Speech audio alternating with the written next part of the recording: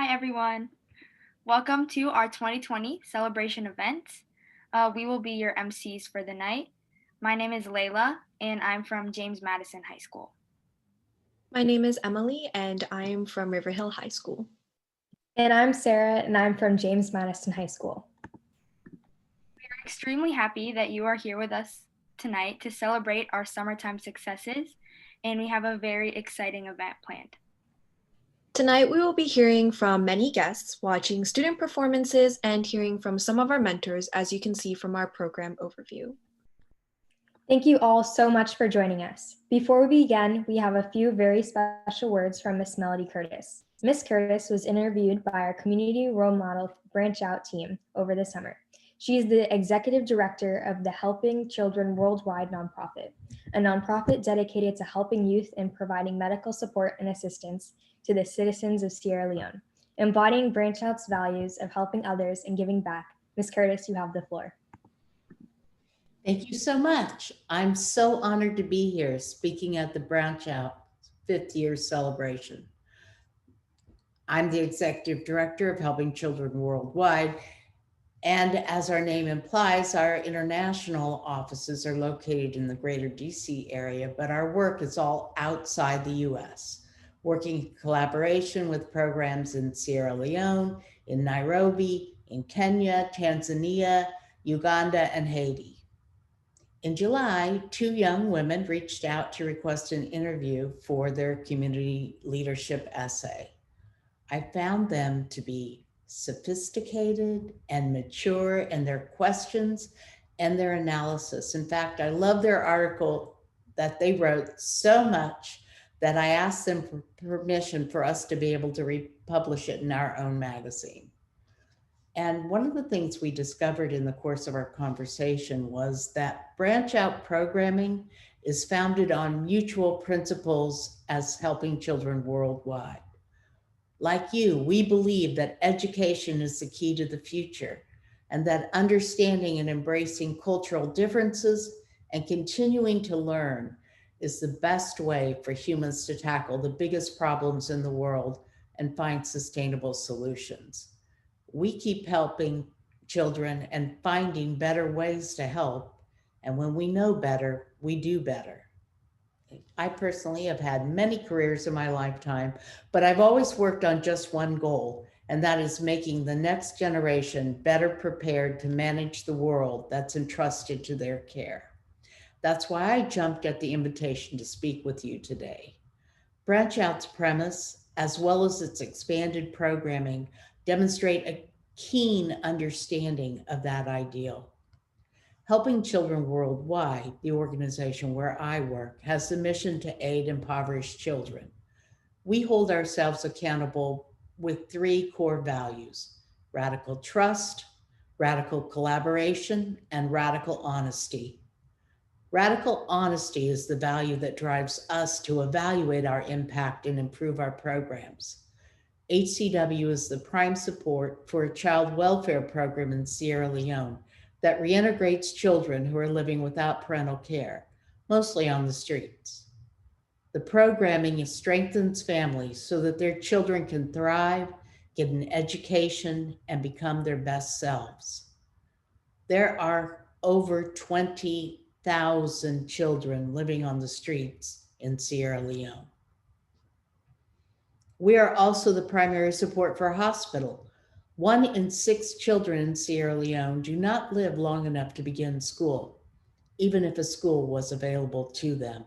They have no access to clean water, sanitation facilities, no electricity, no cars, and no roads on which to walk to reach a well, a school, or a hospital. 1 in 17 women die in childbirth. 20 years ago, when we began, Sierra Leone was still in the last years of a civil war that tore families apart with violence, murder, and destroyed entire villages. Children who had escaped were living on the streets. That's when a young African minister reached out to a minister in Virginia to see if they could find a way to help these children. A feeding program turned into a children's shelter and then an orphanage. The children had been given access to things they would never have had in their villages. Things like 3 meals a day, new clothes, shoes, solid shelter, water, electricity, and health care. And most importantly, they had access to an education that took them all the way through to college or trade school, depending on their interests. But what they lost in the trade was devastating in a way that scientists are just now beginning to understand. We were doing the best we knew how, and we didn't know it wasn't good enough. The children knew, though, because they had lived through it. And now that the first generation was part of the leadership, they came back and began a conversation with the rest of us. They brought back the truth that none of them had ever been orphans. They had only ever been lost or separated from their parents, first by war and by tragedy, and later by poverty. Most of the orphans at the CRC had a living parent or a relative who would willingly have raised them if they had the resources. In the institution, they lost their language, their culture, and their sense of belonging. Their lives have been structured and timed because structure and timing is essential to the smooth operation of institutions. The earlier age they began living at the orphanage, and the longer their time living in the orphanage, the less they understood about how to make individual choices, where to turn for answers. And while the CRC was run by local people, the children there were taught to read and write only the official language of Sierra Leone, English, and to a lesser degree to speak and understand Creole. But their families at home did not read and did not speak English. They did speak Creole in the marketplace, but at home they spoke Mende or Temne, or one of the other 7 tribal languages that exist in Sierra Leone. The children, as adults, were again lost in many ways, but they were wise enough to come back and make a correction for the next generation. So once we realized our error, we set out to correct it. And frankly, as we shifted to family support programs, we realized it costs less to equip and support families to care for 600 children at home than to hire a staff of people to care for as few as 20 children in an institution. We adopted a new model of partnership, one that is more respectful and mutual in assessing problems and crafting solutions. We let our partners who live with the problems frame the definitions. We collaborate with the global community to consider workable solutions, and if there aren't any, we invent them. Together, we adopted a new model of care for the children we serve. The CRC traced the families of every child still there, prepared them to care for their children, and closed the orphanage, and instead began working to strengthen and support families, to ensure that the impoverished no longer had to choose between access to basic services and education, and access to family, culture, and community. We adopted a model of outreach clinics for the hospital to take the care to the villages. And ironically, after we implemented our new models, we learned that the CRC was one of the first and only orphanages to do what we had done. Now we're working with organizations all over the world to transform child welfare systems, showing them a better way to provide for impoverished children. And if we learn there's an even better way to care for children, you better believe we're going to change again, because that is in our DNA. So thanks to all of you parents who have chosen to send your children to BranchOut, to the teachers and volunteers who make up the teams, and most specifically, to the young people who choose to participate. Lynn and Megan gave us so much hope for the future. Programs like yours are essential for planting seeds in young minds that will grow to fruition as they pursue a life, and most importantly, nurturing their inclination toward generosity and curiosity It doesn't really matter what career path they choose as long as they continue to explore their world with the same inclination. To you young people, I say, continue your exploration.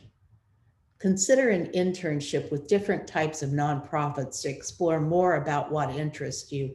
And when you finally settle on a career, know that you can change many times in your life. And sometimes it will be deeply satisfying and sometimes less so. But a career is more than work. It's all that you do with your life, volunteer or paid. And if you find a way to connect with something that makes a difference in the world, you will have a great career. Thank you. Thank you, Ms. Curtis, for your inspiring words and for your impactful work around the world. Up next is co-founder of BranchOut, Dr. Yushin Wu, here to speak on our 5th anniversary. Dr. Wu, over to you. Hi, how are you all doing? Thank you so much for coming to BranchOut's 5th year anniversary celebration event. We're just so excited to have all of you with us. And with us today, actually, we invited our alums from BranchOut back. So I want you to kind of say hi if you're around. I know I saw Angela, I saw James. Can you wave a bit? And I saw Marina. Let's see, Austin, Anshu. Let's see who else. I know we have like over 100 people here, so I'm sorry if I can't get through all of you, the list, but you know, lots of you are here. I think Teresa said that she was going to be here today too. And Eric, you're here. So yeah, again, I'm really excited about today. And I want, we actually, Max Liu from AOS prepared a clip that summarizes our, I guess, achievements during the past 5 years from 2016 to 2020. So Brian, take it away.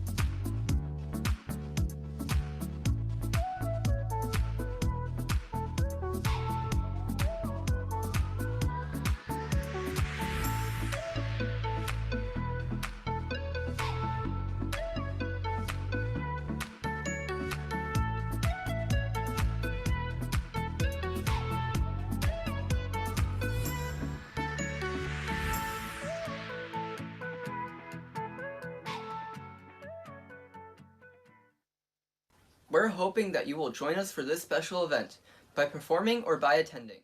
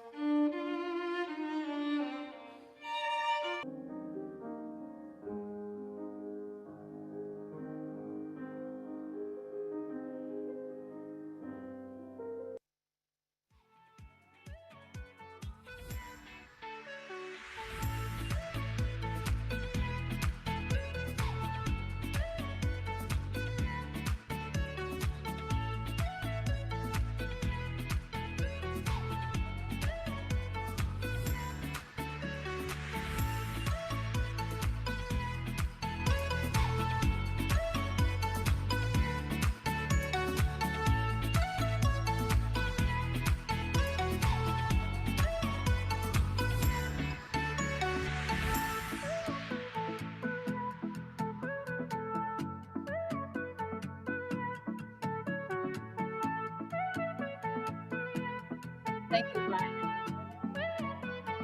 So as you can see, BranchOut has grown from tutoring to global concert to, I don't even know what, virtual college missions information session to, I guess, writing articles to doing career panels. So we have grown from that little tiny organization to now with each year almost with 150 volunteers from across 4 different states. And we could not have done this without your support. We really want to thank our supporters, including Mr. Ryan McElving and Mr. Pauly or Dr. Pauly for your continuing support throughout the last 5 years. We really could not have done this without you. So I mentioned that a few of our alums are here. So Austin, he was our president from 2017. Yeah. He's now a current Yale student. We also have Anshu, who graduated from TJ and is now with, oh my God, I'm sorry, I'm like blanking right now. Randolph Macon College here in Virginia. And then of course we have Angela from Duke. We have James from UIUC. We have Marina from Dartmouth. And of course, Eric from Harvard. Thank you all so much for coming back this year to join us. So now, Anshu and Austin, Anshu, do you want to say a few words to our audience? Sure. Hi, hello, Dr. Wu and BranchOut team. Thank you all for having me back tonight. I first got started in BranchOut summer of 2017. This was the summer right after high school and right before I entered college at Randolph-Macon. And now, especially in retrospect, I realized it's like that was quite a valuable summer because that was one of my first experiences into a more formalized education experience beyond just like volunteering for someone else, helping plan the activities, helping put on the activities, helping working with a classroom full of children, establishing a rapport with them, a rapport with your team, all those things. It's like I developed in college a lot, but BranchOut really was the starting point for that. And I definitely encourage everyone to get involved into similar experiences if they can, regardless of whether or not it's like you think you're going to go into education or work with kids. It's like the skills that you learn through teaching other people, especially people, especially different groups of people, and from working in a team to make that happen, to plan activities and to make that happen. I can tell you, especially in college, it's like even aside from educational context, even like working on Commons Activities Board or like being an officer in a student organization, those sorts of skills are very, very useful for all those things. So yeah, definitely take advantage of opportunities to educate others, to support others, have fun with it. And yes, if you have and if you have any questions, feel free to reach out to people like Dr. Wu, like me. Like I'm willing to bet most of the all of the BranchOut alums. It's like we all want to support you and see you succeed. Thank you. Thank you so much, Anshu. Okay, Austin from McLean and now Yale. Yeah. Hey guys, it's good to see some familiar faces. Eric and James. Hope you guys are doing well. But Yeah, it's hard to believe that actually that it's been what, like 3 or 4 years now, since I last helped out with BranchOut. Back then, it was we helped grow the team pretty big. But I mean, it's so good that all of you guys are sort of following some sort of interest that you guys have in trying to share your passion with STEM, with I saw some things about economics, journalism, these different fields with other people. And there's just a lot that I guess that's happened in the past couple of years, as I've realized more and more people are looking for, I guess, to become better leaders. And this program that I participated in 4 years ago now, it really did help out with learning empathy, learning communication skills. It's something that I guess is an unspoken hero sometimes. You want to be the best at your craft. Like, I guess typically we think of it in like computer science and being able to do the problems right. But part of it is also communication, and BranchOut really helped me branch out into this different, I guess, more EQ, emotional quotient of things. And since then, I've just been able to appreciate more whenever people are able to like clearly articulate things, when they're able to connect with people, with other people that they're talking to, regardless of if they have previous connection or not, whether they're good friends or not. They're just able to strike that note, strike that chord that just allows for a better conversation, better experience with them. So it's just yeah, it's good to see that you guys are all passionate about sharing your interest in your respective, I guess, respective fields, respective interests. And yeah, I would just say that like communication and empathy are skills that that should be emphasized as well, in order to become next leaders of society. Yeah, thank you. Great. Thank you so much, Austin. And later around 8 o'clock, we will be hearing from from Eric too. So thank you again, and thank you. Yeah, thank you.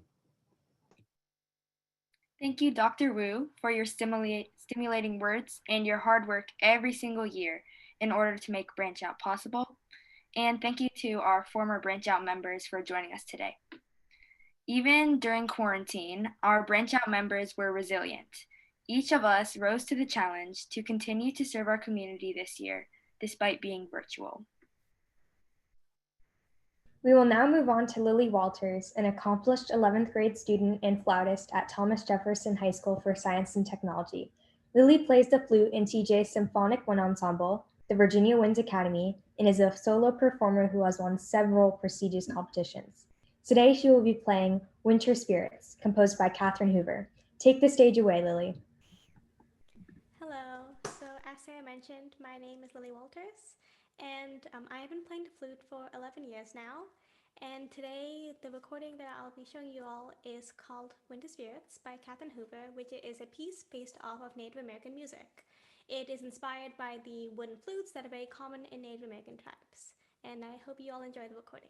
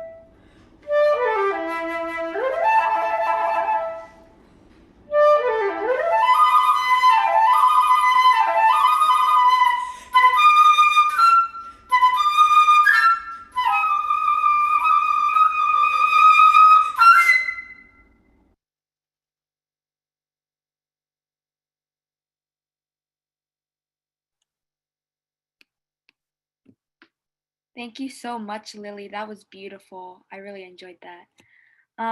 Up next, we have Ryan McElveen, a former Fairfax County Public Schools board member. He has supported BranchOut since day one, and we are very thankful to have him with us every year at our celebration events to witness our growth. Thank you so much for joining us, Mr. McElveen. Good evening, everyone, and I apologize for my daughter who's screaming in the background, but it's wonderful to be with everyone here tonight. It's truly an honor to be with old and new friends. And I think I've actually had the, sorry, she's gonna join us now. I apologize. Give me a second, I apologize here. As you heard, I've actually had the opportunity to be with you now for 5 years. And I think over those 5 BranchOut celebrations, we've had special experiences together. And looking at those earlier photos, it's very clear that year after year, I've gotten progressively fatter, so I apologize for that. But the best thing about this year is that I can be here with you in my pajamas. And don't worry, I'm not going to show them to you. But it is a very special occasion for that reason.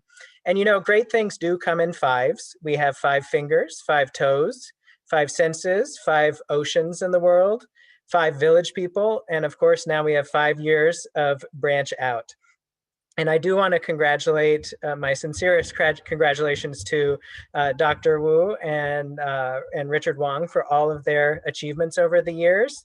They have done an incredible job filling a hole in the community that was really absent, working to teach Asian American students leadership skills and build them up in a way that had never been done before. So that's been wonderful to see. And I think after 5 years, it's very clear that they've accomplished their goal. And we certainly to the entire metropolitan Washington community. And you see the proof of that by the graduates and alumni that have come back to share their experiences and achievements with everyone here tonight. And it's been incredible to watch over the years. I remember when we were working to get 3 sites and for the program, and now moving from just those few locations, there are now 13 locations, I understand, and we've moved from 20 mentors to over 150 mentors over the year, even amidst a global pandemic. So that's been a truly remarkable achievement. And I apologize that I can't take selfies with you this year after the ceremony, but we'll take a rain check on those. And congratulations again to all our program participants. I apologize again for the noise, but it is bedtime in my house. So wish everyone a wonderful evening. Thank you again, Mr. McElveen. BranchOut would not have been who we are today without your support. Moving on, next we have a magician. Does anyone know what you call a dog that does magic tricks? No? A hound-ini. Now we have Rick Yoon, an 11th grade student at Thomas Jefferson High School for Science and Technology, here to show us some mesmerizing magic. Let's give a warm welcome to Rick.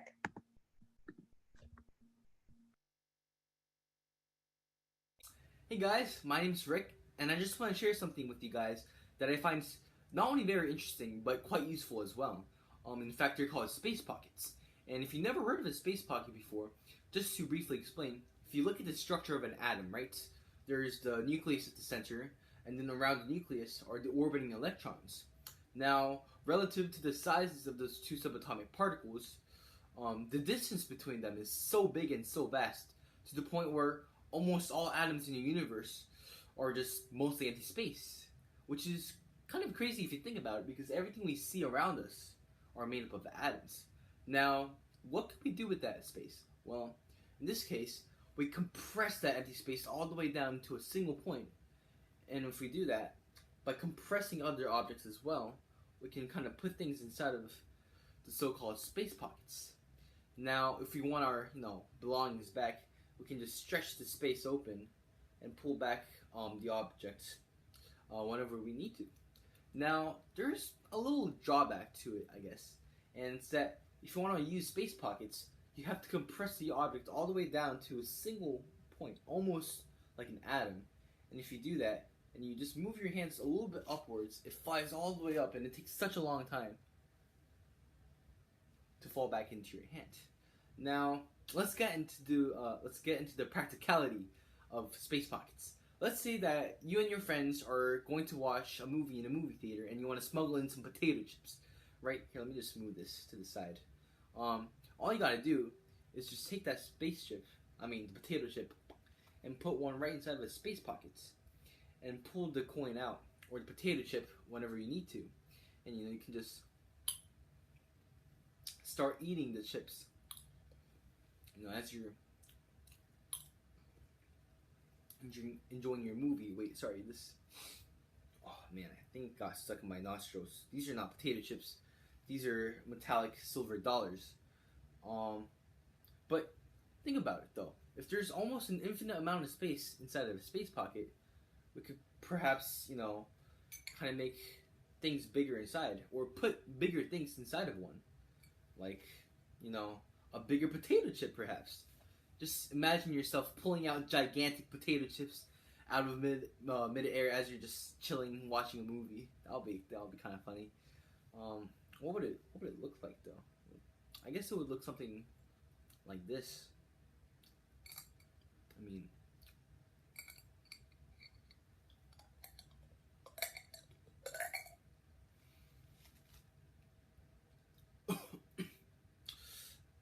yeah. Oh man. Anyways, thank you guys so much for watching. That was Space Pockets, and my name is Rick Yoon. Thank you guys. Wait. So that was a bit too much. Thank you so much, Rick. That was so cool. So next we have quite a few seniors graduating this year. Here to reflect on what BranchOut has done for their community and their lives are Dr. Wu and 3 seniors, Forrest Mang, Daniel Soong, and Isabella Wu. Hi. Last year we did this on a stage with I think 4 seniors. This year we're trying to recreate that, but I don't know how well we're gonna be able to do that.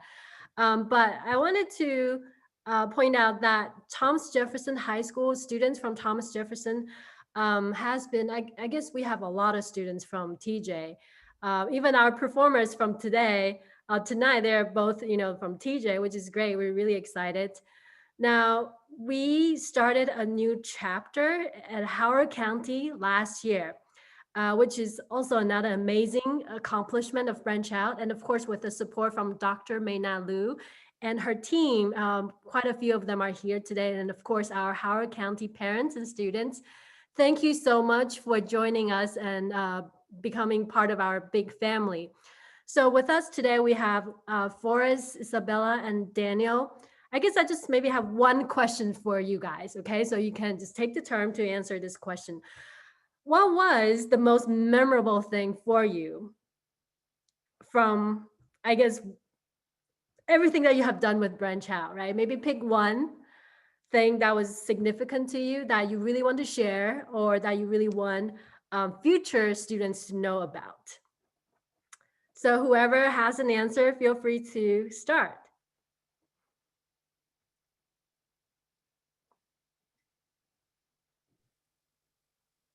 All right, I think I can go. So,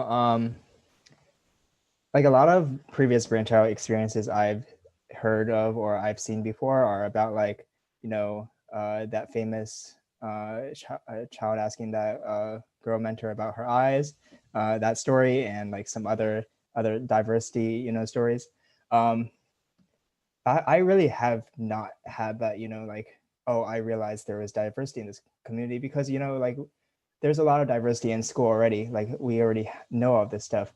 But we're really like, one moment like that was really memorable for me was not working with the children, not like, listening to those stories, not really like, realizing my leadership. But one time when I was at, I think Justice High School, for mentoring for like the credit recovery program, there was this kid, this senior graduated.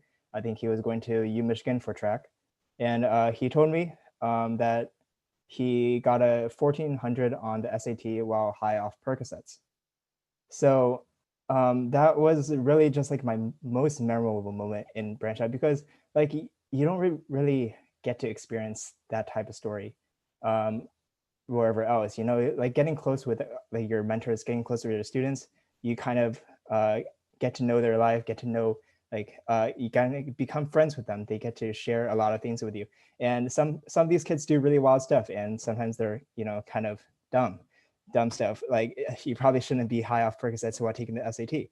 However, like having these experiences talked out to us, and also like experiencing and like learning from these, like getting the idea that this happens and people do these things, kind of just like it shows a different type of diversity, I guess. Like these people, they're not exactly, maybe they're a different color from us, but they also have like a different lifestyle. They have different backgrounds. They have different socioeconomic statuses, and they make different choices. Like that type of diversity is something that I think is really interesting to analyze during mentorship.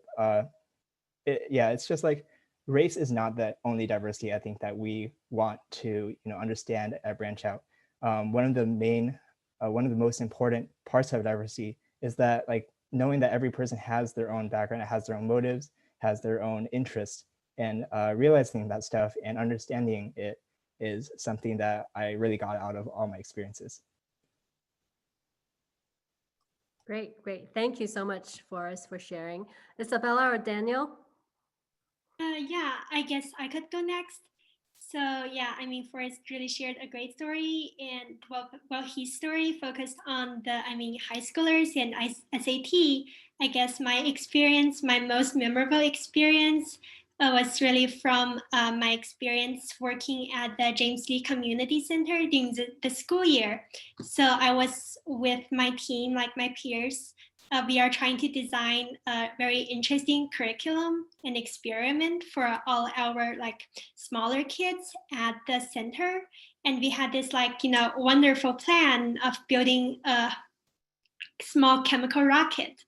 So we designed this very well, and we actually made the outline of when they are going to decorate the rocket, and then we will kind of teach them this chemical reaction thing, and then we will actually do the experiment outside. So we tried our best, we made the plan, and we waited for the perfect day.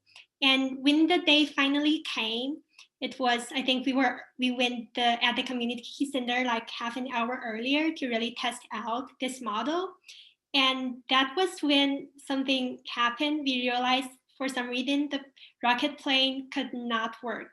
So it just did not work. No matter how much baking soda and vinegar we are adding to the bottle, it's just not working. And yeah, so that was kind of a crushing experience for all of us, because we knew the kids, they are being very excited and they are waiting for this. And then we really don't want to disappoint them. So, well, what happened then was, well, we are still trying to desperately figuring out like what could we do to really help solve the problem. I mean, at the same time, me and other mentors, we are just still kind of chatting with the kids, seeing like, what are their expectations, if they want more time to decorate. And well, in the end, I mean, it didn't work as perfectly as we wished, though we still kind of explored this chemical reaction in a way. The rocket didn't went up, it just exploded. I mean, this is a very unique experience, not just for the kids, I mean, seeing exploding rockets, but also for us mentors as well.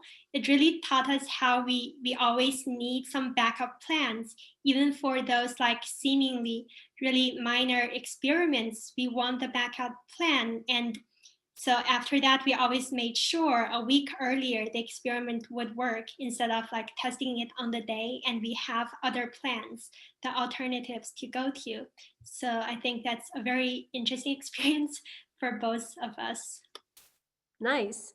Yeah, so thank you, Isabella, for leading the team at James Lee. And I don't know if James Gao, are you still here? So James Gao was the person who actually connected us with the James Lee Community Center. So we're really thankful for his work from McLean High School. So thank you, James, and thank you, Isabella. Okay, Daniel, anything from you? Yeah, Isabella and Boris, those are definitely really interesting stories, and I definitely enjoyed them. My experience, however, was from earlier this year. For those of you who don't know, earlier this year, BranchOut held its first actual virtual concert, Peace and Unity concert. Back then, before the concert, I was just like an ordinary BranchOut member, attending the mentoring sessions, helping with the credit recovery programs and stuff like that. And then one day, all of a sudden, they were like, "Hey, do you want to help out with this virtual concert?" And like, there's a planning meeting for it, and I had no idea about how to run. I had worked at my school for plays and stuff like that. But I had no idea how to run a concert, let alone live stream it or use open broadcasting software or OBS to actually play it to YouTube and stuff like that.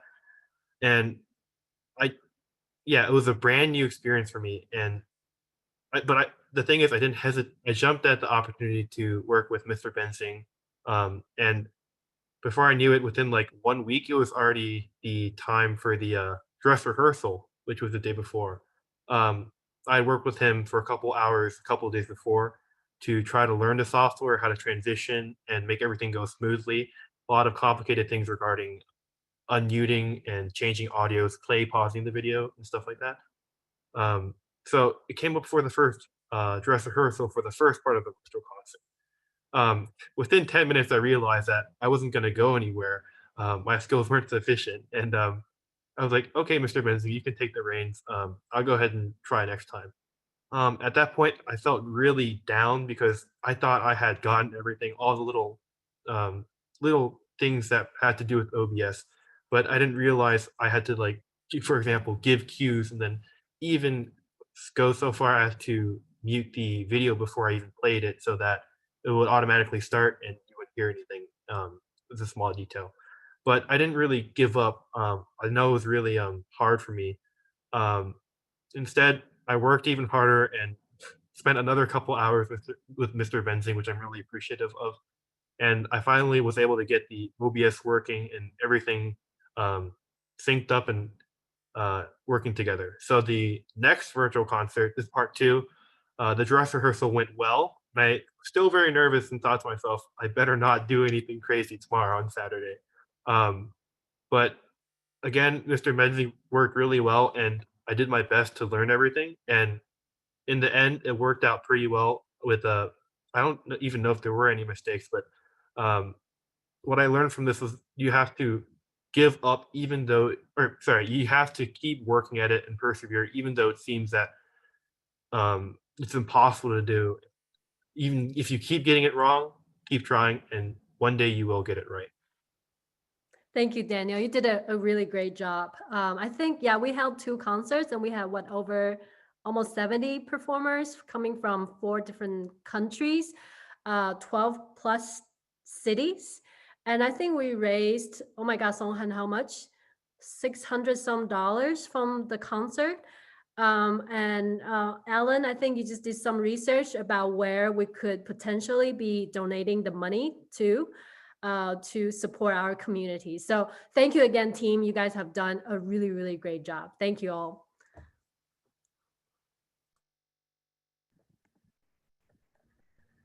Thank you all for your wonderful work over the years. We wish you the best in college. Next up, we have Madeline Raw, who will be performing as a representative from Washington, Sorachong.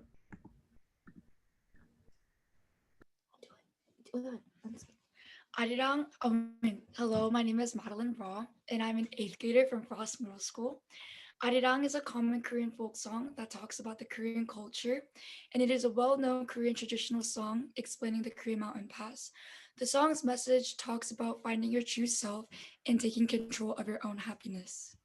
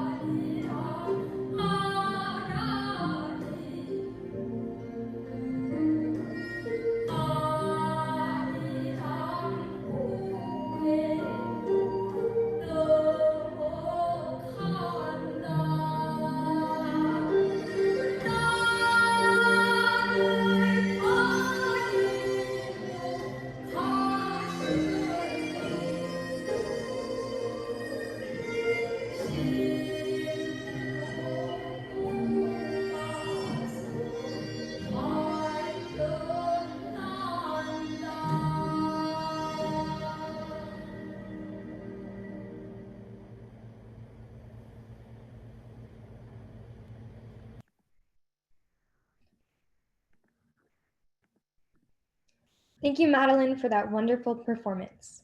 Over the past 5 years, BranchOut has helped thousands of students in Maryland, Virginia, and the District of Columbia. We have grown from a small group of 20 students now including more than 100 members. With our combined efforts, we have grown and flourished over the past 5 years. Coming back to visit us is Eric Lin, one of our early mentors who graduated from Thomas Jefferson High School and is now a current student at Harvard. Over to you, Eric. Thank you. Thank you for the kind introduction. And thank you to Dr. Wu, the whole organizing team, and all of our supporters. It's so heartwarming every year to see so many people turn up for this annual event. BranchOut was a defining experience of my high school years, primarily because of two reasons, and I'll briefly touch upon them in these few minutes. The first reason was it really opened my eyes with such a unique opportunity to explore a different part of myself. I didn't have the opportunity to do so in school. As was mentioned, I went to TJ, but I think this is true for most people who go through high school, where every single day, your job or your responsibility as a student is to really go in and learn as much as you can. And that doesn't leave much room for growth in terms of actually helping others out. And I think BranchOut really made me recognize how valuable that part and how much I valued really kind of helping people see or learn something that I struggled with, or relating to a younger student, or mentoring someone who I never met before, but we could connect through education. The second part that BranchOut offered me was a community outside my own home. And I think there's three prongs to this. The first was within BranchOut. I think it's very apparent to see everyone here wearing the blue t-shirts that there's this synergy and camaraderie between everyone in BranchOut. And I love seeing everyone's faces smile. And I think even to this day, for example, my year, we still have a group chat on Facebook, still talking and chatting. And the second part, though, is the actual namesake BranchOut in terms of, exploring outside of your own personal boundaries and really communicating with different cultures. And again, that really expanded my own horizons. And lastly, I think BranchOut is so unique and powerful because it is an organization driven by high school students. And that's so amazing to see people step up to the plate every single year and take on the unique challenges, especially this year when, such a different environment. We had to, BranchOut has to adapt so differently and make everything online. And it's so cool to see people step up year after year. And finally, to see the passing of the torch, because it is an organization driven by high school students, people leave and go to college. And something so magical and special about that is people learn and grow. And, a freshman this year in BranchOut grows over the course of 3 years. And at the time they're a senior, they're leading the event. I think that's so empowering to be part of such an organization. Thank you so much again.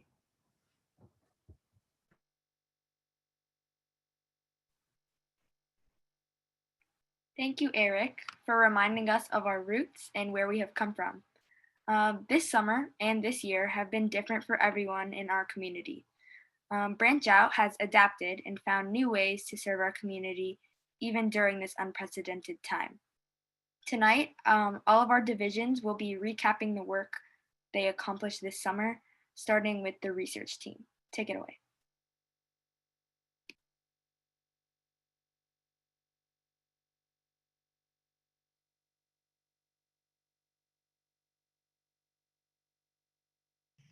All right, good evening, BranchOut. My name is Andrew Zong, and I'm part of the 2020 Social Research Project and one of this summer's community service activities. So when the 18 of us first joined, we were only guided by two sentences that we got in an email.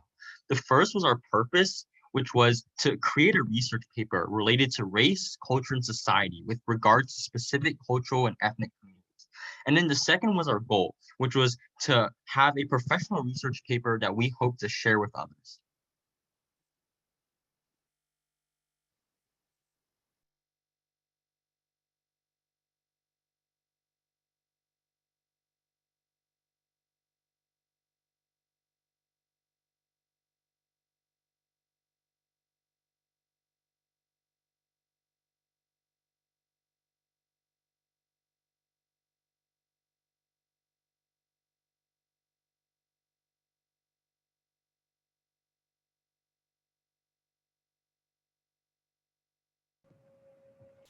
Right, so through our research paper, we were able to highlight prevalent issues in our world. We were able to educate ourselves and our community about a relevant problem, and we were able to synthesize data to reach conclusions. And most importantly, we were able to develop a comprehensive understanding of our problem in our community and find solution and hopefully find solutions to fix it.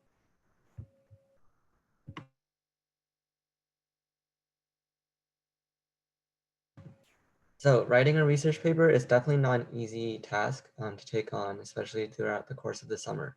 So this research team is comprised of 18 different students who are hardworking, which come from 3 different counties, 2 states, and ranges between 5 ages. So after a ton of great ideas and a bunch of discussions, we finally concluded and decided on this research question, which encompassed everything we wanted to touch based on our goals. And our research question was, how have the economic hardships caused by COVID-19 disproportionately impacted patterns of depression and anxiety across different demographic groups of the US labor force participation pool age 16 and up? So for our paper, we in the end decided to split it into 2 sections, a literature review and a data analysis. And in the literature review, we discussed past pandemics and previous statistics on mental health and econ. And this helped us understand if there were any relationships in the past between pandemics and a decrease in mental health. And in our data analysis, we analyzed data from the Census Bureau on how COVID-19's economic effects have impacted mental health. And by looking at specific demographic groups, we hoped to find trends and relationships, which we could see in real world.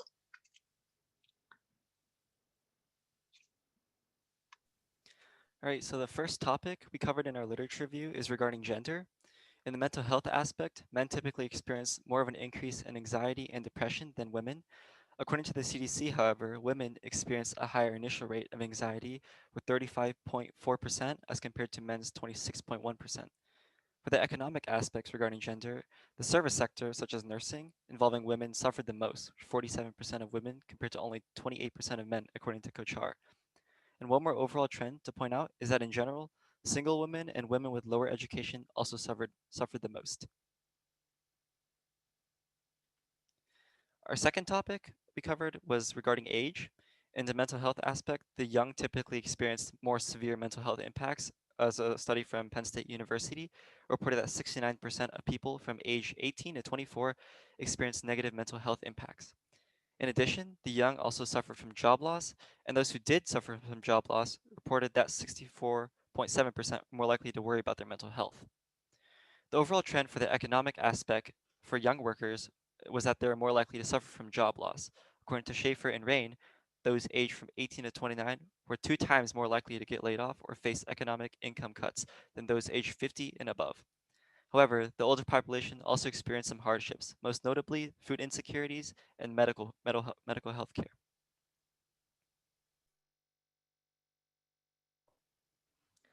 Part of our research also looked into how mental health symptoms and experienced economic hardship differed across income levels.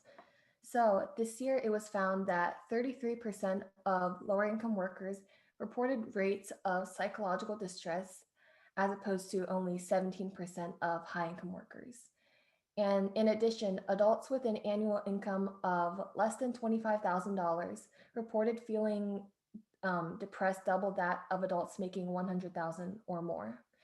Now looking at the employment situations of Americans during this pandemic, only 20% of low-income workers could shift to working at home, as opposed to 61% of high-income workers.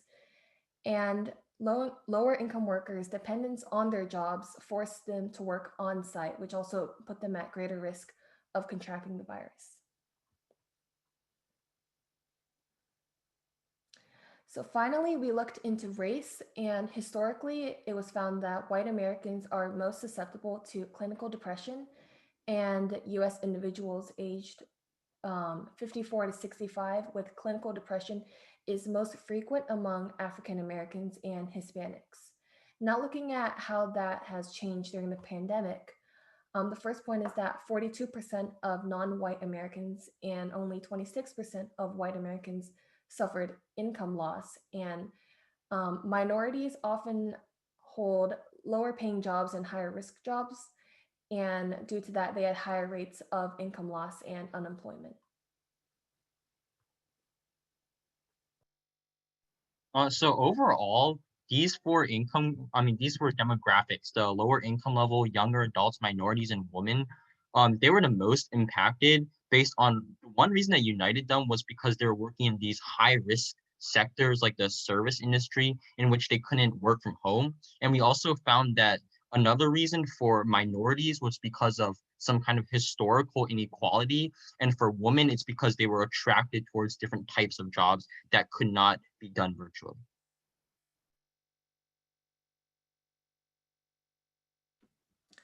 Okay, so for data analysis, like Sophia mentioned, we looked at the household pulse survey, which was put out by the Census Bureau this year. And so we studied 2 different weeks. We had week 1, which was in April to May of this year, and week 12, which was mid-July.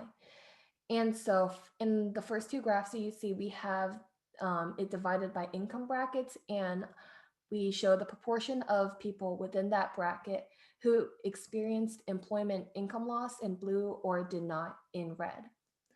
And unsurprisingly, as the income bracket increases, the proportion of people who did experience employment income loss decreases, and those who did not increases.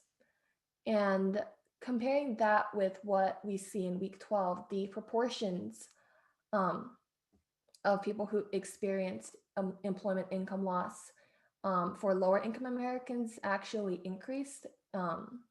So we're seeing that it increased during the height of the pandemic over the summer compared to earlier this year. And lower income Americans tend to work in industries like Andrew and other people have mentioned, such as restaurant, hospitality, retail, and those were some of the most heavily impacted sectors during the pandemic, which is why that they are experiencing greater numbers of employment income loss. Next, we have 2 graphs on gender, and these basically, you can see that both gender experienced an increase in symptoms of anxiety later into the pandemic, as seen in the graph on the right. And if you look closely, you can tell that at the beginning of the pandemic, the proportion of women that experienced symptoms of anxiety were greater than the ones that men experienced. And this probably, as we've already mentioned a ton of times, that women are heavily represented in sectors that were heavily impacted by COVID-19. And related to anxiety, we also had symptoms of depression. And again, in these sets of graphs, you can see that the proportion of men and women who have felt symptoms of anxiety and depression have risen since late April, and women have a slightly higher proportion compared to men.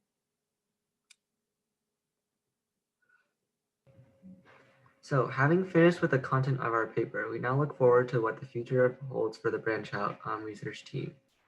We aim to analyze our data to find correlations between the data that we found.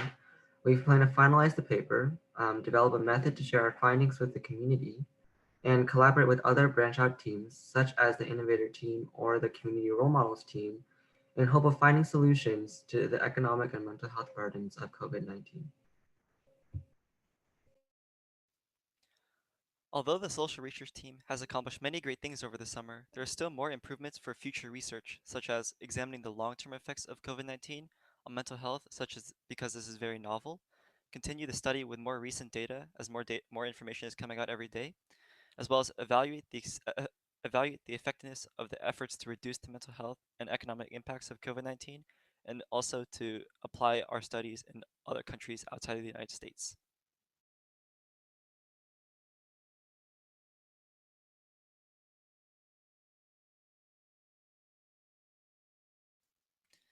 I want to thank you all so much for listening to our social research team, and now introducing the Innovator team.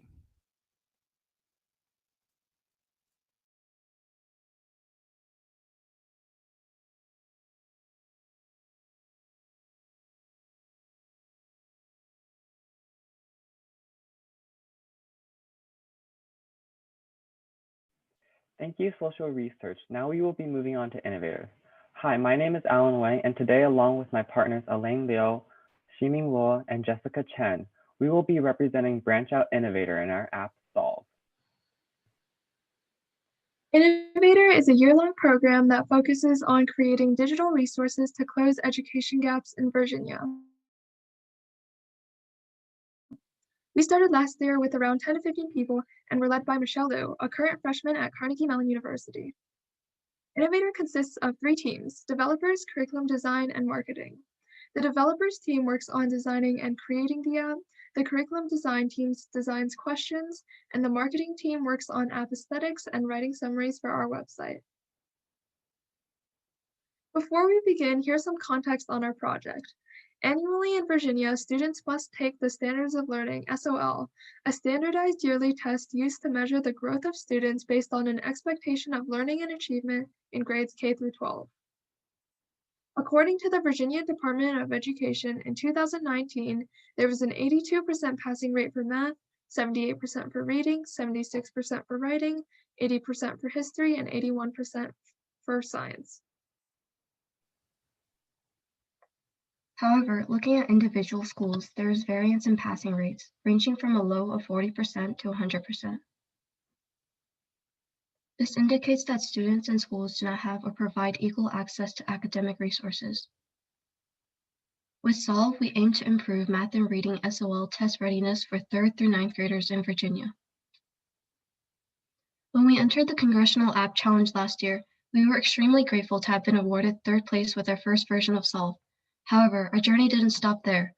Motivated by our goal to bring equal education to all, over the summer we worked towards creating a 2.0 version. We were able to expand from around 15 people to close to 30 this year. This summer we focused on adding reading curriculum into our app. The developers used Android Studio to design the layout for reading questions, while curriculum design expanded from a previous math curriculum from grades 3 to 6 to math and reading curriculum from grades 3 to 9. Additionally, marketing this summer worked on creating aesthetics and avatars to enrich students' experience with Solve. And here's a short demo of our app. So when the app is first loaded, a home screen with login information pops up, and once the user signs in, they can click on the Explore tab to select their desired subject. So in this case, it's math. So every time a student answers a question correctly, a congratulatory screen like this one will pop up. However, when the wrong answer choice is selected, an incorrect pop-up will appear with an explanation of the question. This year, we also executed a reading curriculum, which follows basically the same process, but with an added passage accompanying each question. So it follows the same process. Every time you get it right, a congratulatory screen pops up, and when you get it wrong, an explanation pops up. So another feature we implemented this year are avatars, as you saw in the congratulatory screens, those little cute GIFs that you've seen. So, and we also hope that our app will provide academic accessibility to all students.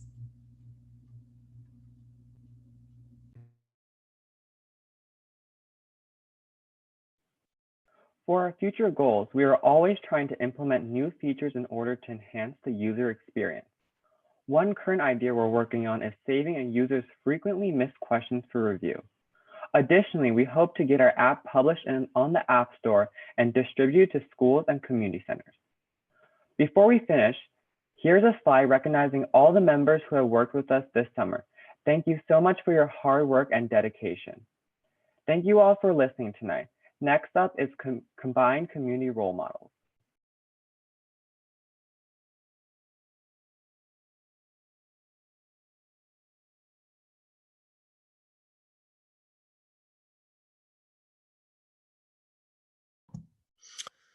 All right, thank you, Innovator, and thank you, Alan, and thank you to the team for that wonderful presentation. My name is Jonathan Wu, and along with Isabella Wu today, we're members of the Combined Community Role Models and Career Panels team, and today we'll be showcasing the work our team did this summer. All right, so a little overview on our team. Our team has 38 members, 2 states, multiple counties, and we also have 9 team leads throughout our 2 divisions. And I'd just like to take a moment to thank my team. I know it wasn't always, smooth sailing, but I'm really proud of the work we accomplished. And I'd like to thank you all for your hard work and staying with our program and also getting an amazing final product out as well. And each of your names is there. You might not see it right away, but trust me, each of your names is there. And thank you all so much. So now I'll turn it over to Isabella. All right. Thank you, Jonathan. And I will be representing the role model team in this. So basically, the goal of our team is to find and nominate role models and to interview and write articles to them to really highlight their service to the community, because we found that a lot of the people who has been doing great works giving back to our communities, they sometimes are often unrecognized or under-recognized. So we would really want to do some work to really highlight and showcase their hard work. And especially during this difficult time of COVID-19, we hope this serve as some sort of inspiration to everyone around us. So across a time span of 8 weeks, we produced more than 20 articles featuring many individuals across the fields, from student leaders of service club to chief of volunteer fire department to Black Lives Matter advocates. And while all of our articles are featured on the BranchOut website, I would like to share some examples with you.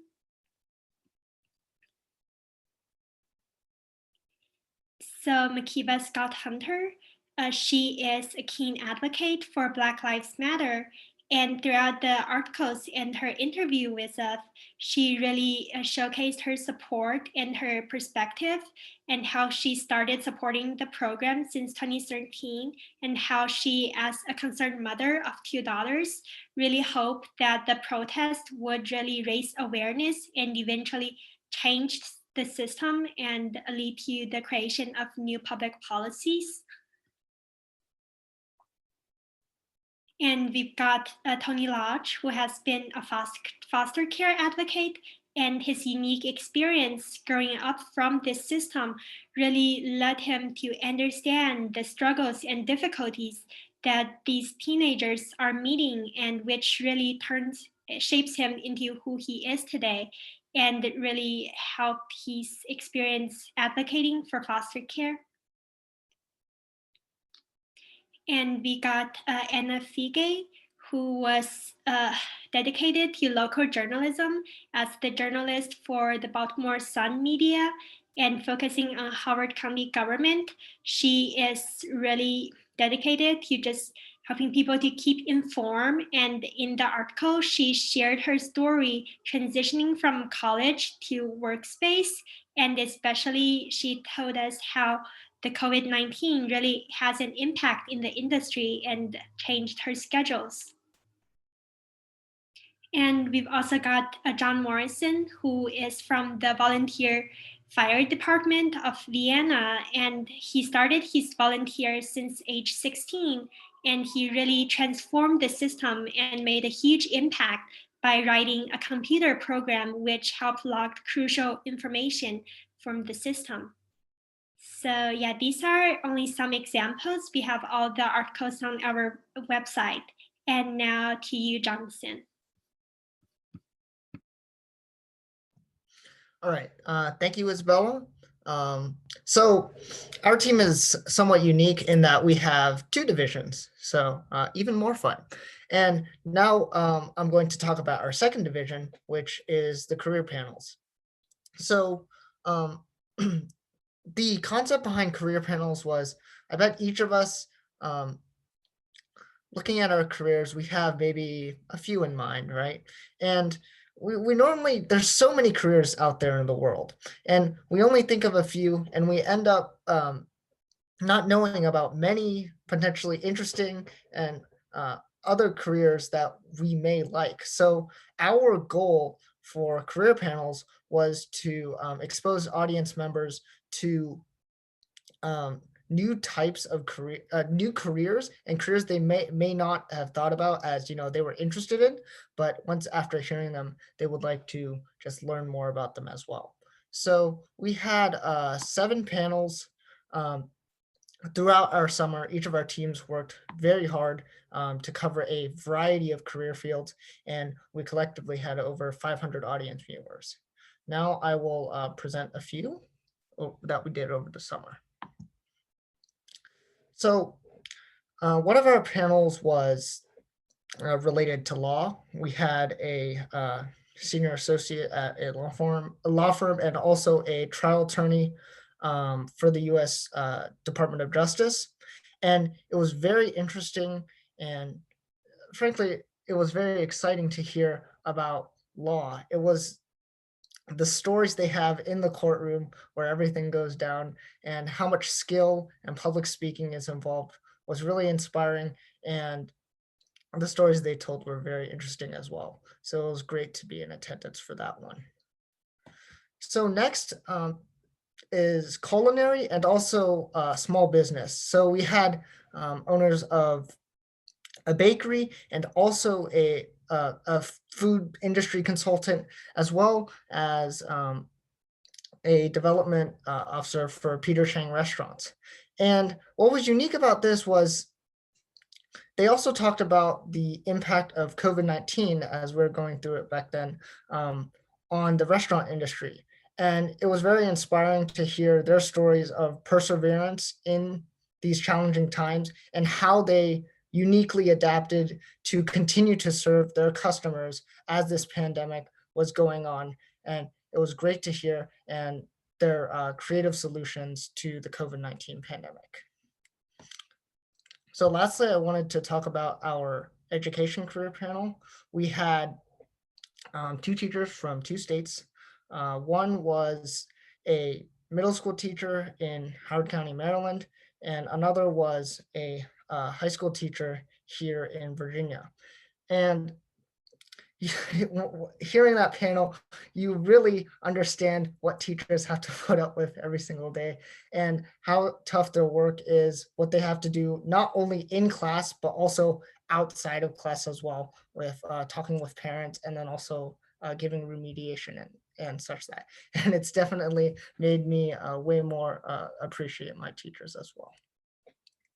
So our future goals. Career panels, it's not part of, it's not, we don't normally do this in a regular year. However, because of the unique circumstances, we started career panels. And I thought that it was very eye-opening to see all these different career fields that I didn't think twice about at first, but after hearing them, well, now I want to know more and maybe get into it. So I really hope that we can continue this program even after all this COVID pandemic is said and done. And hopefully we can continue this for years in the future. So thank you all for listening. And now I'll turn it over to Michael to present on our new chapter in Howard County.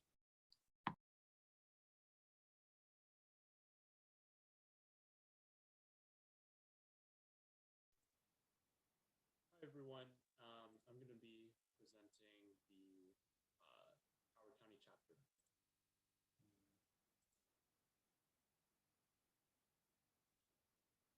So the BranchOut Howard County chapter was established in 2018, and it quickly grew into a year-round program with over 20 student members and 3 sites that we were actively involved with, although we did have to discontinue those sites due to the COVID pandemic. Michael, we will need you to speak up a bit.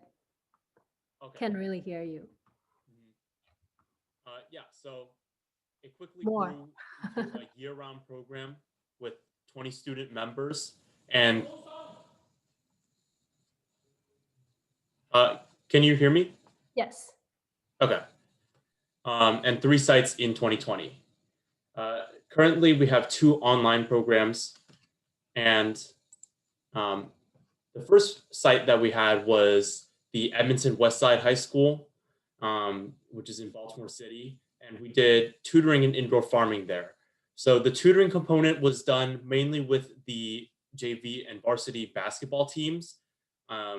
they stayed after school and had study hall, so we would help tutor them during their study hall. And we would tutor them in a variety of subjects, whether it be their schoolwork, like math or English. And then we also help them with standardized testing, particularly ACT. As for the indoor farming component, that was done in a classroom lab, and we grew various crops on a small scale, and we won a farming grant called the Urban Garden Grant that we applied for in conjunction with the students and teachers at the school. Hi, my name is Daniel from earlier. Another one of those BranchOut programs was at Talbot Springs Elementary School. It was more of two programs. We had a physical education, after-school physical education component, as well as a arts and crafts STEM-related program. Next slide, please. So overall, these two programs averaged 5 mentors per week over a 22-week span from October 2019 to February 2020. In each class, there was 30 elementary school students for 1 hour. So specifically for the hands-on arts and crafts programs on Tuesdays, we really try to emphasize STEM. One of the curriculums I helped design was a paper airplane designing and throwing competition related projects. And it really engaged the students to pursue arts and crafts, well, to pursue STEM as well as through arts and crafts. The other program we did was the physical education program on Mondays and Fridays. There we basically gave the counselors at the after school program a little break from the really energetic kids. We let the kids in different activities, like we played dodgeball one time, soccer. And I gotta say, they're really energetic, competitive, and it was really eye-opening working with them. And I think we learned a lot about patience and anger management a little bit with working with the youngsters. So the third site that we had was the Black Student Achievement Program at Oakland Mills High School. That was part of the Saturday Math Academy that they had, which was open to students K through 12, and they had grade levels from kindergarten level math all the way up to pre-calc. And that the program ended right about when the pandemic started, and there was just a lot of opportunities for them, not just for making up areas where they were maybe lagging behind in class, but also for enrichment opportunities like math competitions or chess, which our student member Ray Chen helped a lot with. Good evening, everyone. My name is Erin Lee, and I'm going to be talking about the Howard County chapter's newest program, the HCAS online tutoring program. So this program is actually a collaboration with the Howard County Autism Society, and we focus on tutoring students between kindergarten and 12th grade with disabilities such as autism and Down syndrome. So the online program itself is an expansion of not just the Howard County chapter, but also BranchOut in general, because we are now aiding the disabled community. So our main goal was not only to expand BranchOut, but also to better understand disabilities. And with this program, it mainly focused on better understanding autism. So talking a little bit about the program itself, it's a very independent tutoring program. Because the program focuses on the tutees themselves who have different goals in what they want to improve in subject-wise, the tutors actually have to develop their own curriculum that is specified for each tutee. Along with that, the tutors also have to develop specific tutoring methods that best fit the child based on their disabilities and what they need. So because the program is so independent in nature, we have team leaders who check in with the tutors just to make sure they are fulfilling their responsibilities as well as gaining the most and reflecting on their experiences. To adapt to this in the online setting, we have set up a Google Classroom that allows for both the team leaders as well as the tutors to collaborate and reflect. So a great way the Google Classroom helps us is that it allows people to share information or resources about the disabilities. Because we're working with disabled children, it's extremely important for all the tutors to stay really informed and aware of different ways the disabilities could be triggered or any information about it. And the Google Classroom is a great resource for all tutors to share this information. It's also a way for the team leaders to make sure that the tutors themselves are reflecting and fulfilling all their responsibilities. So we assign weekly check-in questions or reflections for the tutors. These usually target their experiences, such as their successes and challenges, as well as ways that the tutees have been impacted by their tutoring. So below is an example of a part of a reflection. So this tutor's 2D has actually begun to work through their addition problems much faster than he used to. After being able to visualize the numbers, he has gotten to the point where he can see them in his mind a lot more. Because this tutoring program is extremely recent and just pretty new in general, we are looking to continue to expand it and get more registered tutors to have 2Ds and also learn more about disabilities in general. With that said, that concludes our presentation for the Howard County BranchOut chapters activities. I will now turn it back to the MCs. Thank you, Erin. And as you can see, even with the challenging situations this year, we have still been able to serve and educate our community. Thank you to each of our divisions for presenting. Those were some amazing presentations. This year, BranchOut has reached hundreds of community members through our various divisions. We will now go over to Emily and Jonathan for a Q&A session. You can feel free to ask any questions about the divisions or anything else about BranchOut. All right. Hi, everyone. It's me again, Jonathan. So tonight, obviously it's our 5th year and we've grown a lot. And as our alumni have said before, we have had, each of our alumni are just here to answer and happy to answer questions as well. So I just want to talk real quick to our new members about just how things are. Obviously, this year is a little different. So in a normal year, we go to community centers and high schools to help with various things such as, from Howard County, helping counselors to helping teachers in credit recovery programs. And again, I encourage you, any of you who want to get into this, it's truly a life-changing experience, at least for me. It allowed me to see a completely different, side of my community and just expand my view into my community and see like all aspects of it. So again, our BranchOut alumni are here to answer any questions you may have, just even beyond tonight. So feel free to ask any of them. So now I will turn it back over to the MCs, but feel free to ask any of our alumni or any of our staff on any questions you might have in the future. Thank you, Emily and Jonathan. Now we have an Indian dance group called Natya Margam. Natya Margam was founded in 2015 and relies on principles of hard work, discipline, dedication, education, and preservation of classical Indian dance forms. Guru Srimati Indrani is particularly interested in assimilating Bharatanatyam into modern American arts and society.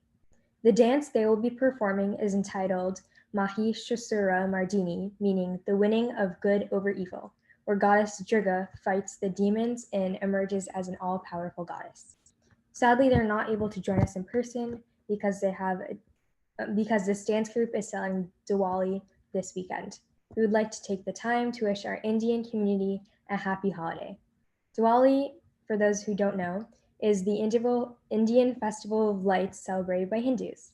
Diwali celebrates the victory of good over evil and knowledge over ignorance.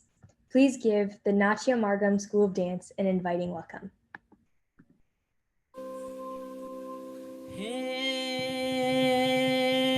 Devi Mahishasuramardini Thalang kutak tikutak tarikita tom, jump tarikita tom, get takanaka jump tarikita tom, kachum, tarikita tom, takachum, tarikita tom, turnutam, tarikita tom, gimitam, tarikita tom, tam, tarikita tatam, tataka tarikita tom, team, tarikita tatimitam, tataka tarikita tom, tom kita taka dindin, din kita taka dindin, tarikita taka dindin. Natakita taka dindin, takit taka naka jum tarikita taka tham. Rakatit taka naka jum tarikita taka dhim. Rari ta jum, randa taka jum, chandu ta jum, dimmi taka jum, tattari, tarikita taka tattarna, tarikita taka tattari, tattarna, tachandu, tattumbi, tachum taka jum, tarikita tom, taka tarikita tom, taka tiku tarikita tom. देवी महिषासुरमर्दिनी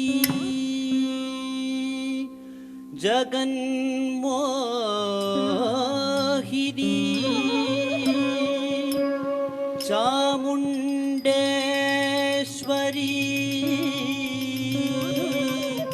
दुर्गा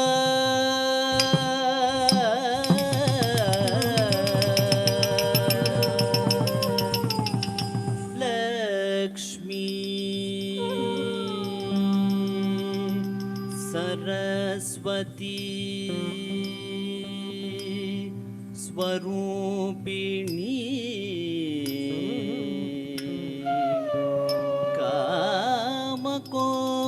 कामकोटि पीठनिवासिनी नमो नमः नमो नमः नमो नमः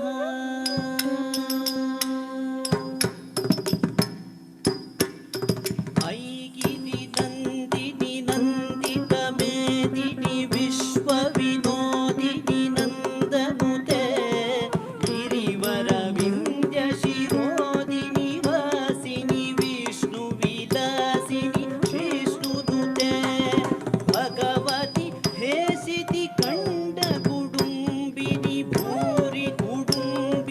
भूरि कृते जय जय हे महिषासुरमर्दिनि रम्यकपर्दिनि शैलसुते रम्यकपर्दिनि शैलसुते ऐगिरि नन्दिनि नन्दितमेदिनि विश्वविनोदिनि नन्दनुते गिरिवरविन्द्यशिरोदिनि वासिनि विष्णुविलासिनि विष्णुनुते भगवति हेसिति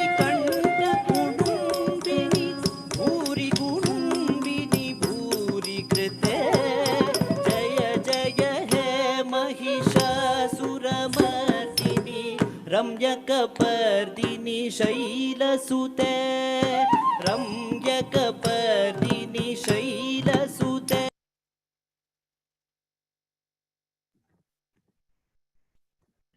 Wow, that was an amazing performance. Now to talk more about our community impact this year is the Director of Education, Songhan Peng. All right. Thank you, Sarah, and a big thank you to everyone here tonight. While this virtual world has been challenging for us all, this summer proved that we, as a community, have hope and a strong will to do something meaningful for others. It is with your kindness and patience that we were able to host our program this year, and we cannot thank you enough. After hearing those wonderful presentations by our project representatives, one burning question remains. Why did we decide to host an online program this year?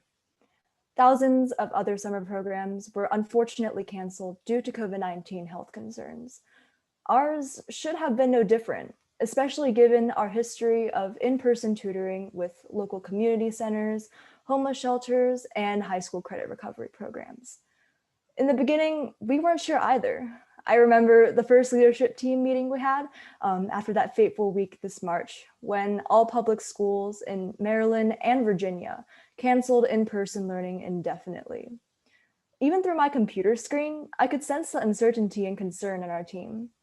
Would there be a BranchOut 2020? What about the tutees we helped last year, who might not have computers or any electronic device to do virtual tutoring? These questions hung over our heads, reminding us that life would never be the same with this unprecedented pandemic.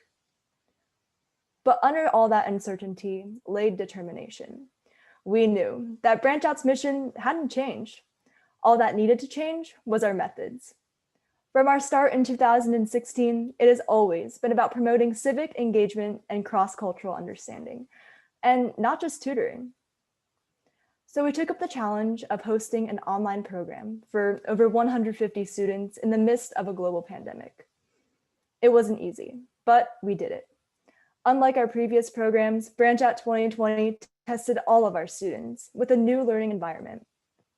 While each project brought a unique impact to its members and the community, as PeaceLink's member and role model Maureen Cooper remarked, all instilled hope for change in our country.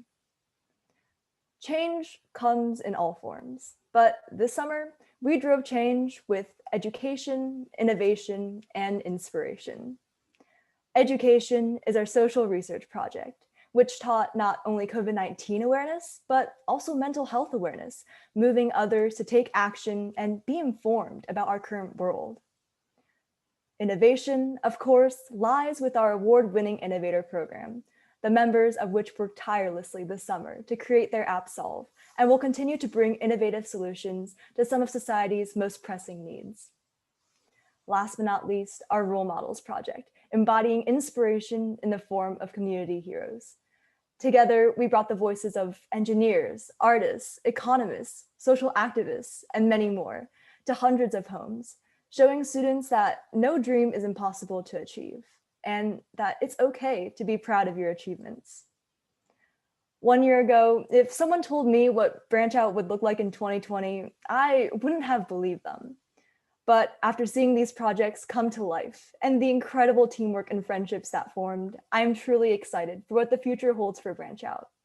Now, as a youth community outreach program, we hope to continue working with our tutoring centers and expand upon our projects in years to come.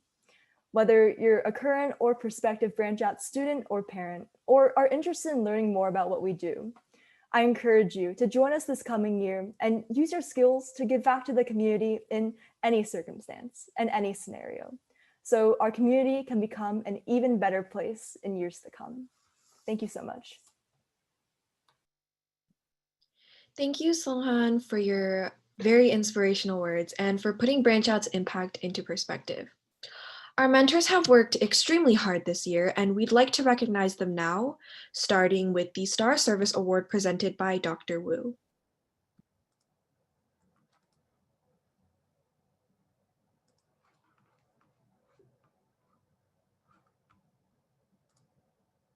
Okay. Do you see my screen? Hopefully, yes. Okay. So thank you so much again. All the great students, you guys are amazing. I saw Christopher B with us earlier. He's also alum from TJ and now at Rice. And I think Michelle Liu is also here, a student from CMU. Also a big part of Howard County chapter team. Thank you so much again for all of your hard work.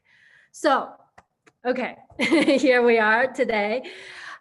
For your awards. Let's see, how do we do this?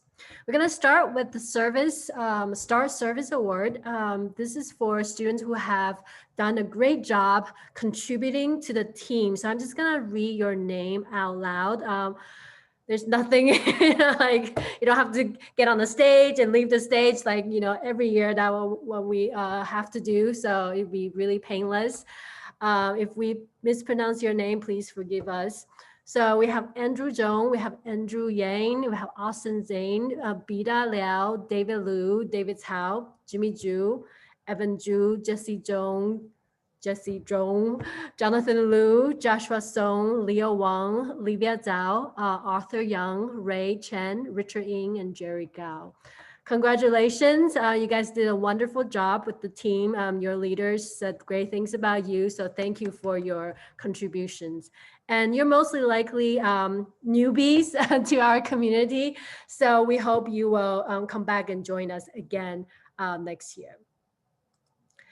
Next, we have the Calvin Lee Award, Service Award, Community Service Award.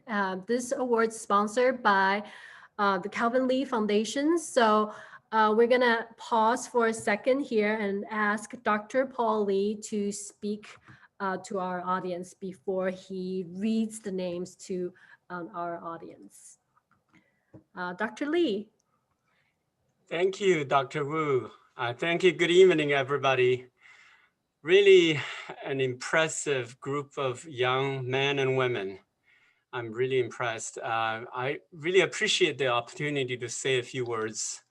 I know it's been a very challenging year for all of us, especially challenging for you guys for BranchOut program. But the good thing about the year is that it made us realize how much we have taken the good things in our lives for granted. I remember last year, this event was in a community center, Jewish community center. I was there, but this year we have to do this over Zoom. Even we can't be together physically tonight, but I believe we can be together in spirit. Yeah, I remember last year I also spoke. The main message I said was how important human interaction is. Now looking back, I feel like it's precisely. Yeah, I said diversity without integration will lead to alienation and division. And it looks like my message remains relevant this year. I would say even more relevant. If you look at what has transpired this year. Yeah, we have just witnessed one of the most divisive elections in the history. And even today, as we speak, there are tens of thousands of people protesting in the nation's capital. The election results are being contested. So it seems that our nation is disintegrating. It feels like we're going to have a civil war. Now, about 50 years ago, we did have a civil war. This country did have a civil war to fight against slavery that was about to break the country apart. Today, we're facing a similar challenge. This is a nation built by immigrants from around the world, people from diverse culture and ethnicity coming together to form a perfect union. Today, this notion, the notion of multicultural union is being challenged. And this ideal that any people from anywhere in the world can come together here in the United States to contribute and build a better future for ourselves and our children is being challenged. Today is incumbent upon us to meet this challenge, like our forebears did 150 years ago, to preserve this union. We have no other choice. For those of you born here, you have no other place to call home. This is your country, this is your home. For those of us who were born elsewhere, we made the choice to come here. We made the choice to be a citizen of this great nation. We have crossed the Red Sea. There is no going back. We have to endeavor together to build bridges to reach out to people that are different from us, to engage in our community, to find common grounds, to see better angels in others, even those we disagree with passionately. BranchOut, I believe, is such a bridge building and community bridging program. I hope you all will carry on what you have learned and what you have experienced in this program to your future. When you go to college, when you enter the workplace, be a bridge builder. If we can all do a little bit of that together, we can truly make this country better. Thank you very much. That's my encouraging words for all of you. Thank you so much, Dr. Lee. So here we are. We have Browns, which is for first year members. So I'm gonna share my screen. Well, I have already shared my screen. So Dr. Lee, please read the names on this list. Sure, I'm very happy to announce the award recipients: Albert Zhang, Elaine Zhang, Laura Guo, Alicia Kang, Isabel Gan, Lily Peng, Anna Lee, Jessica Chen, Grace Lin, Bowie Lin, Jessica Lin, Megan Yu, Braden Wang, Melissa Wu, Brian Zhou, Jessica Wang, Sophia Lee, Elaine Chan, Stephanie Wang. Yeah, congratulations. Congratulations, all of you. Yeah, so that was for the Browns Award for the first year, okay? First year with BranchOut. Next, we are gonna have the silver level, which is for second year members. Okay, the second year awardee this year is Helena Bayan of TJ High School of Science and Technology, Jaden Wang of Oakton High School, Jerry Mao of TJ High School of Science and Technology, Kathy Yao, Fairfax High School, Leo Song, Langley High School, Robert Sun, Churchill High School, Elizabeth Ngo, Madison High School, Stephanie Luo, Langley High School, Ximing Luo, Centennial High School. Congratulations. Congratulations. Okay, next we have the gold award for the third year members. Wow, you guys have stayed with us for 3 years. That's great.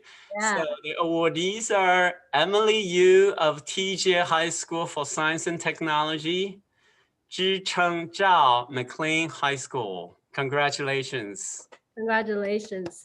Thank you so much, Dr. Lee, for your support during the past 5 years. Thank you. Thank you. Thank you. Okay, next, the President's Volunteer Service Award. Doom, doom, doom. Okay, we're gonna have Ryan.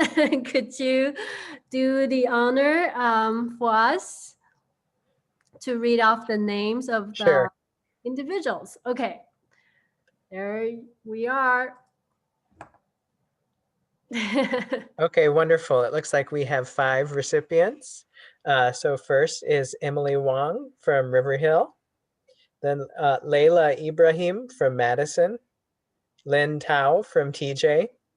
Max Liu from Academy of Science. And Teresa Huang from Oakton. Congratulations, guys. Congratulations. Yay. Okay. The U.S. Congressional Senate Service Award. So, the representative of Senator Tim Kaine was going to be here today. We have the certificates actually prepared, but because of family situation, health reasons, he is unable to be with us. But he wants to send his regards to BranchOut, and of course, he wants to encourage all of us to continue to reach out and help, the people that need us, or, just reach out and be their friends. So Ryan, I guess you'll also be helping us with this, this award list. Okay, quite a few here. So we'll go in order. So we have Aditi Kodali from TJ, Hillary Chu from Marriott's Ridge, Cecilia Lee from Madison, Isabella Wu from Langley, Daniel Song from River Hill, Jennifer Wu from Langley, Derek Go from TJ, Jin Ma from Oakton, Emily Chen from McLean, Karen Song from TJ, let's see, Evans Chun from TJ, Kavina Wang from Oakton, Forrest Mung from TJ, and Michael Jowl from Athelton High School. Congratulations. Congratulations, everyone. Yeah. Okay. Thank you so much, Ryan. Next, we have the Next Generation Leader Award. These are students who have done an amazing job leading and performing and contributing to BranchOut. So I guess I'll be reading their names. So we have Ellen Wayne from TJ. We have Jennifer Gao from River Hill High School. We have Elaine Liu from McLean. We have Jessica Lin from Churchill. We have Erin Lee from River Hill. Max Liu from Academy of Science. We have Gabby Terriago Lopez from Oakton, and Sarah Deller from Madison. Congratulations. Thank you so much for contributing to BranchOut. Okay, now we have a new award this year. It's called the Leader of the Year Award. So these are students who have demonstrated exceptional leadership performance. And I think you all know who they are, and you know who you are. So we have Song Han, of course, from McLean. We have Jonathan Wu from Oakton. We have Hannah Deller, who is a university student now. And we have Angela Chen from TJ and Victoria Wang from TJ.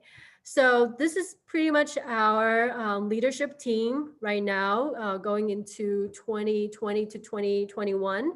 And then the students that you just saw from this list, they're going to be what we call the junior leadership team, meaning that they are leaders in training. So that they're in the pipeline of becoming a senior team soon. So thank you so much, and congratulations again.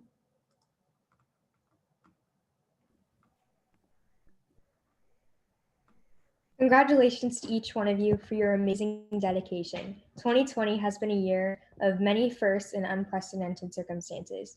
We'd like to thank our team, Dr. Wu, and our mentors for persevering and working hard during these challenging times in order to ensure the success of our 2020 season.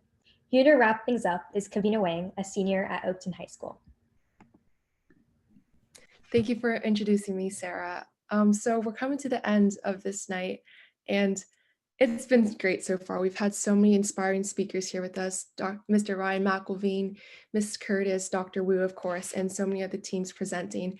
And I'm really honored just to be able to tell a bit about my BranchOut story here, and just looking back at the 3 years and how BranchOut has just impacted me immensely. So starting 3 years ago, this was in the April of my freshman year, I was super disorganized, and I still continue to be super disorganized today, just to a bit of a lesser extent. But I basically didn't have any plans at all for the summer. I found myself facing an empty summer with no extracurriculars and no plans. And hearing this, my mom gave me an ultimatum: either find something to do or finish an entire year's worth of IXL modules during the next 3 months. And the choice was pretty easy. I soon found myself scouring the internet, desperately digging for some activity just to fill up my time. And there it was, a WeChat flyer about a volunteering program, which was BranchOut. I applied immediately, and I was really proud of myself for avoiding hours of IXL practice.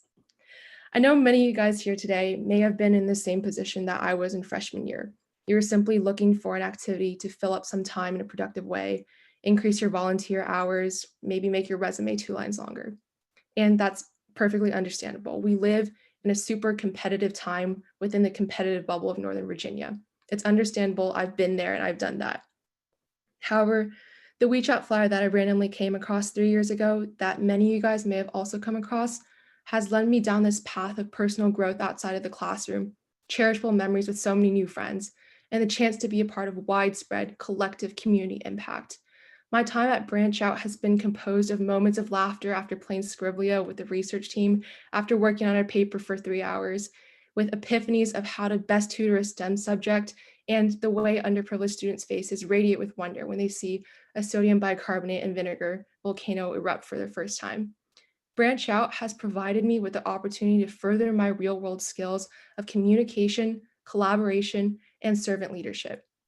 However, more importantly, BranchOut has gifted me a chance to make an impact on the lives of others who are underprivileged in our local community. I'm truly honored to be able to talk about my experience with BranchOut and the immense impact it's had on me, but I know for a fact that this transformative experience is not limited to me, and so many others feel the same way because that's what BranchOut is about. BranchOut cultivates a passion for learning and service through creating an environment of collaboration, support, and inspiration. I honestly wish I could have another summer to be with BranchOut, but I'm graduating this year. I wish I could continue to be a tree against my will at the James Lee Community Center where students would climb. I don't have time anymore, but the path that BranchOut has guided me along through its lessons of servitude and real-world skill development is going to be one that I continue walking along in the future. So I encourage you, take a moment to pause and recognize the personal growth you've experienced this last summer, and to allow yourself to be proud of the immense positive impact that you're having on the community around you by being a part of BranchOut. If you're like me and are graduating this year and reaching the end of your BranchOut career, recognize the lifelong lessons you've learned and think about how BranchOut's core values of service, continuous learning, and collaboration will transcend into your life moving forward. Thank you, BranchOut, for gifting me these last 3 years of learning and service, and for doing the same for so many others in this community. Thank you guys for listening today. Have a great day, and I really hope to see you guys in the future continue with BranchOut because I am sure glad that I did.